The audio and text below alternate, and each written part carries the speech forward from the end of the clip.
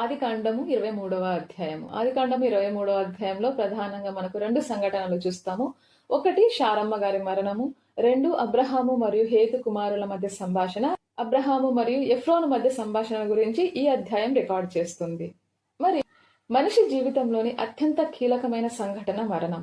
అప్పటి వరకు నాది నాది అనుకుంటున్న కుటుంబం నుంచి మనల్ని దూరం చేస్తుంది. అప్పటి వరకు నాది నాది అనుకుంటున్న ఆస్తి అంతస్తుల నుంచి మనల్ని దూరం చేస్తుంది. అంతేకాకుండా మన దేహం నుండి, మన శరీరం నుండే మనల్ని దూరం చేస్తుంది ఈ మరణం. శారమ్మను కూడా ఈ మరణం అనేది తన భర్త నుంచి దూరం చేస్తుంది. ఎంతగానో కోరుకుని ప్రార్థించి పొందుకున్న కొడుకు నుంచి దూరం చేస్తుంది. అదే విధంగా ఈ లోకం నుండి దూరం అయిపోతుంది మరణంతో శారమ్మ చనిపోయినప్పటికీ ఆమె వయసు 127 సంవత్సరాలుగా మనకు 23వ అధ్యాయం 1వ వచనంలో కనిపిస్తుంది. చనిపోయిన స్థలము వచ్చేసి కిర్యతర్బా, దానినే హెబ్రోన్ అని కూడా అంటారు. ఈ ప్లేస్ కానాను దేశంలో ఉంది. అప్పుడు అబ్రహాము అంగలార్చెను, ఏడ్చెను అని మనం చూస్తున్నాము. Abraham mourned and weeped over her.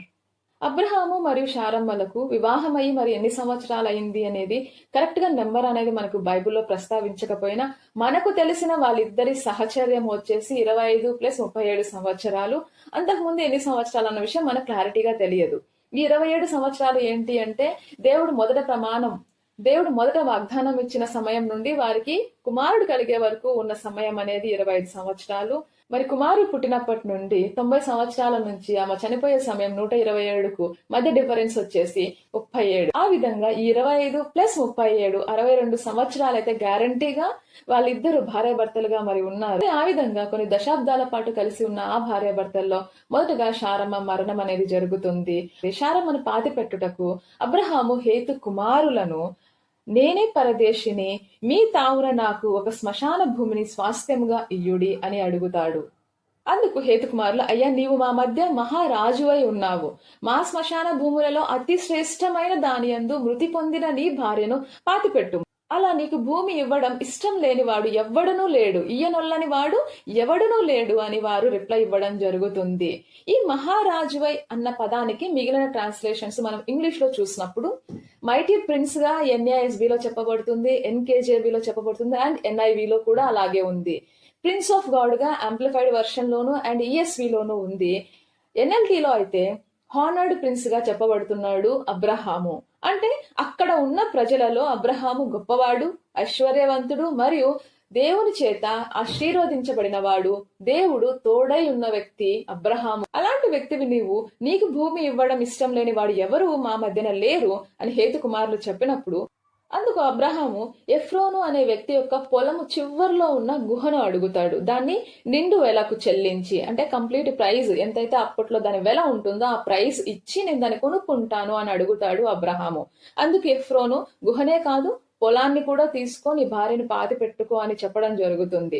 ఆ స్థలం మనకు వెల అనేది ఇచ్చే తీసుకుంటాను అని అబ్రహాము చెప్పడంతో దాని వెల 400 తులముల వెండిగా వాళ్ళ మధ్యన ట్రాన్సాక్షన్ అనేది జరుగుతూ ఉంది. ఆ విధంగా 400 తులముల వెండిని చెల్లించి ఆ పొలమును, గుహను, ఆ పొలము చెట్లన్నీ అబ్రహామునకు స్వాస్థ్యంగా స్థిరపరచబడతాయి. ఆ పొలము పేరే మక్పేలా. దాని గుహలో శారమ్మను పాతి పెట్టడం జరుగుతుంది.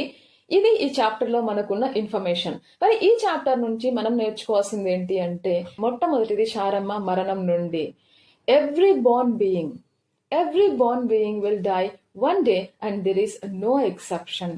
రాజులు కావచ్చు, అధికారులు కావచ్చు, సాధారణ మనుషులు కావచ్చు, ప్రతి ఒక్కరూ ఏదో ఒక రోజు మరణం అవుతారు. ఇది అందరికీ తెలిసిన విషయమే. మరి కొన్ని రోజులే ఈ భూమి మీద యాత్రికులుగా ఉండే మనము మన జీవితాన్ని ఎలా గడుపుతున్నాము అనేది మనం పరిశీలించుకోవాలి.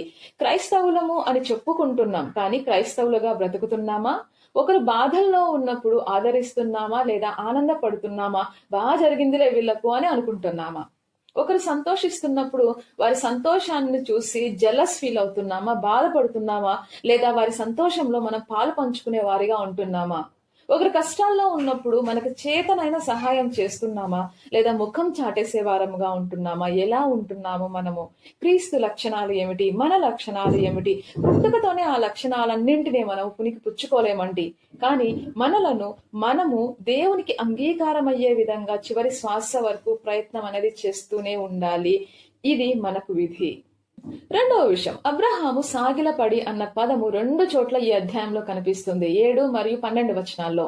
ఇక్కడ అబ్రహాము సాగిలపడాల్సిన అవసరం ఏంటండి? ఎందుకంటే అబ్రహామును వాళ్ళు ఎలా గుర్తిస్తున్నారు అంటే ఐశ్వర్యవంతుడిగా గుర్తిస్తున్నారు, మహారాజుగా గుర్తిస్తున్నాడు, దేవుడు అతన్ని ఆశీర్వదించినాడు అనేది గుర్తిస్తున్నాడు, దేవుడు అతనికి తోడై ఉన్నాడు అనేసి మనం లాస్ట్ చాప్టర్ లో అభిమేలకు అనడం గమనించాము. మరి అబ్రహాం అలా సాగిలపడి రిక్వెస్ట్ చేయడం, ఈ పదం వల్ల మనం అబ్రహాంలో తగ్గింపును గమనించవచ్చు. అక్కడ ఉన్న వాళ్ళలో నేను బాగా డబ్బున్నవాడిని కదా, గొప్పవాడిని కదా, దేవుడు నన్ను బాగా ఆశీర్వదించాడు కదా అని ఎదుటివారి మీద దౌర్జన్యం చేయడం లేదు. అన్యాయంగా వేరొకరి స్థలాన్ని అబ్రహాం ఇక్కడ ఆక్రమించట్లేదు, లేదా తక్కువ వెలకు దాన్ని కొనుక్కోవడానికి ట్రై చేయట్లేదు, సరికదా. నిండు వెల, కంప్లీట్ ప్రైస్, అప్పటి మార్కెట్ ప్రైస్ ఎంత ఉందో ఆ పొలానికి అది కంప్లీట్ గా పే చేసే తీసుకుంటున్నాను అని అబ్రహాము నొక్కి మరీ చెప్తూ ఉన్నాడు. దేవుడు తనకు తోడై ఉన్నాడు కదా అన్న గర్వం కానీ అతిశయం కానీ ఇక్కడ లేదు. అంతేకాకుండా వారిని గౌరవిస్తున్నాడు, వాళ్ళని రిక్వెస్ట్ చేస్తూ ఉన్నాడు అబ్రహాము. ఈ విధంగా చేయడం ద్వారా అబ్రహాము మనందరికీ కూడా మాదిరిగా ఉంటున్నాడు తన ప్రవర్తనతో. అలా అబ్రహాము ప్రవర్తించడం వల్ల ఆ సర్వశక్తుడైన దేవునికి ఘనత మహిమ వచ్చే విధంగా ఉంది అబ్రహాము యొక్క ప్రవర్తన. దీని నుండి మనం నేర్చుకోవాల్సింది ఏంటి అంటే మన క్రియలు, మనం చేసే పనులు దేవునికి మహిమకరంగా ఉండాలే గాని విమర్శకు గురయ్యే విధంగా, దోషారోపణ చేసే విధంగా, అవమానపరిచే విధంగా ఉండకూడదు. మన ప్రవర్తన చూసి, మన క్రియలు చూసి వారు క్రైస్తవులు అని గుర్తించబడే విధంగా మనం ఉండాలి. ఇదే లోకంలో మన యొక్క బెస్ట్ సాక్ష్యం అవుతుంది. అంతేకాని వీళ్ళు క్రైస్తవులా, ఇలా ఉంటారా క్రైస్తవులు అనే విధంగా మనం ఉండకూడదు. అలా ఉన్నప్పుడు మనము మన దేవుని నామమునకు అవమానము తీసుకొచ్చే వాళ్ళముగా మనం ఉంటున్నాం. కాబట్టి రోజు రోజుకు మన హృదయాలను దేవుడే దృఢంగా చేయులాగున శిక్షణతో మనల్ని తనకు నచ్చిన రూపులోనికి తీసుకురమ్మని మనం పూర్ణ హృదయంతో ఆయనను ప్రార్థిద్దాము. వీలైతే మోకరించండి, కళ్ళు మూసుకుందామా. ప్రేమ నమ్మకం గల మా ప్రియా పరలోకమందున మా ప్రభువా, ఇంతవరకు నీరెక్కల కింద మమ్మల్ని కాచి కాపాడి ఈ విధంగా ప్రభువా నిన్ను స్తుతించుటకు ఘనపరచుటకు మాకు ఇచ్చిన ఈ అవకాశమును బట్టి, భాగ్యమును బట్టి వేలాది వందనములు, స్తుతులు, స్తోత్రములు మా ప్రభువా. ఎప్పుడు వస్తుందో తెలియని మరణం మమ్మల్ని కబలించే లోపు నీకు ఇష్టమైన, నీకు అంగీకారమైన కార్యములే చేయొచ్చు మమ్మల్ని మేము పరీక్షించుకొనులాగున, పరిశీలించుకొనులాగున మమ్మల్ని ఆశీర్వదించుము తండ్రి. ఈ అధ్యాయంలో అబ్రహాము కనపరిచిన తగ్గింపును మేము మా జీవితంలో కనపరచులాగున, కలిగి ఉండులాగున సహాయం చేయండి ప్రభువా.